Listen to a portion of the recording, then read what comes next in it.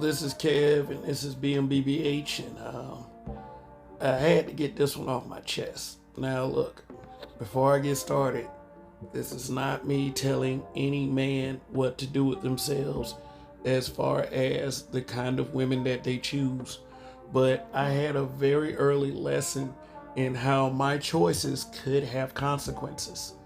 And thank God that those lessons were verbal and not me having to learn the hard way.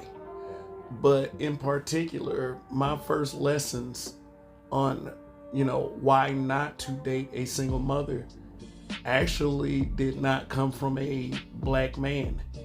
Namely the senior figures in my life, like my father and my grandfather, although they were very instrumental in it.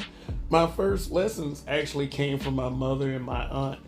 It's specifically from my aunt telling me something to the effect of, don't go out there and get a ready-made family. Ready-made family was basically a woman who already had a child or children. In other words, a single mother. They stressed this to me, for a couple of reasons. Number one, would probably center around them giving up their most prized treasure. But, I'm just here to tell men, and like I said, I'm not telling you what kind of choices to make in women, especially if you already have kids yourself. Because, wanting a woman with no kids, when you have a kid, that's kind of strange. But, there's one thing that I can remember from my youth that will probably stick out to me the most, and this is where my dad came in. I remember I used to, when I was younger, before my dad retired, I used to visit his job. He was a supervisor for the state. In the driver license division, which, I couldn't hide anything from him, even if I got so much as a ticket. So, he's helped me out, but I always had to do the right thing in those instances. There were no special treatment for me. And I guess that kind of built my character up quite a bit. But one day I went to the office and he had this woman working in his office, and I have to tell you, it was one of the fattest asses that I had ever seen in my life.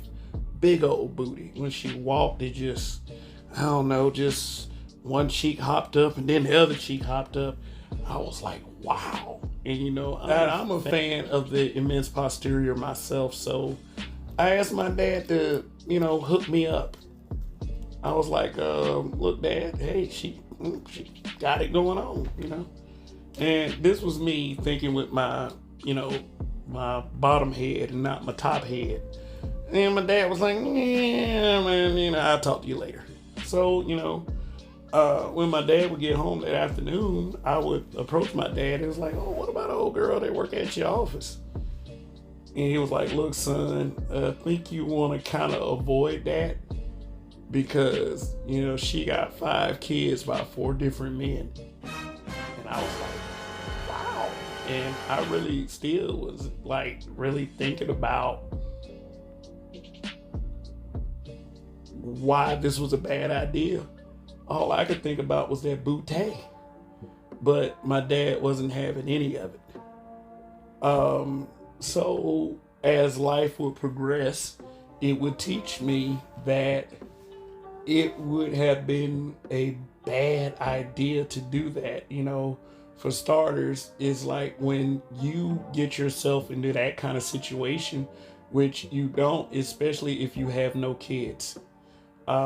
You have to deal with the other baby daddies at some capacity. They're always going to be there. They're always going to try to run little interference, and shoot, they still might be, porking your gal. No matter how much she thinks that she tries to make you believe that it's yours, it might belong to someone else and someone else as well. Also, it's a very big responsibility. You heard the thing called the package deal. I mean, hell, if I would have accepted her, I would have had to accept her 5 children as well. And you know, my dad really stressed, and my mom did too, is, you know, you don't want to become baby daddy number five, especially my mother. And a lot of these men will tell you that shit. Like the mother would be more adamant about you hooking up with a righteous gal than the father would be at times. So when these women sit up there and call us all kinds of names and shame us and tell us that we must hate our mothers and our aunts and such, these were the first women to teach us these lessons, the first people, that would teach us these lessons. So, number one, a lot of these bitter baby mamas and divestors really don't know what the fuck they're talking about. So here's the thing, black men, and I put very important emphasis on this. Don't let these bitches on social media shame you for your preferences. Number two, I mean, even it got so bad to the point where even my own mother, who was against interracial dating, God rest her soul, even saw that it got so bad to the point where she was like, I kind of don't blame Kevin if he were to date out or to get him a white girl or whatever. Because, you know, dating out always encompasses, oh, we got to go to a white girl. And really, that's a projection from BWs, because the first thing they do when they think about dating out is they'll go to a white man. So, I mean, I'm just here to tell you guys, don't let these women shame you for your preferences, because, I mean, they don't know half of what they're talking about. And odds are the women that are shaming you are not the ones that are in your family, but the ones that pretty much already gave up their quote unquote most prized possession to Pookie and Pork Chop and Junebug and, you know, all these other guys. So just, it's like we here in the space say, just, you know, and especially for me, being brutally honest with you, is to focus on being the best version of yourself. You know, like the elders in my life had always told me, and all of that other stuff will fall into place. Don't make desperate, stupid ass decisions, because you see plenty of examples like that out here. So just a thought, you know. You don't have to date anybody if you don't want to date them. I mean, you know, focus on your own happiness. And that's what I'll have to say at this time. Just do you. And that's pretty much it for now. This is Kev, BMBBH. In Kev we trust. I am going to win. Long live the habitual line steppers. Till next time.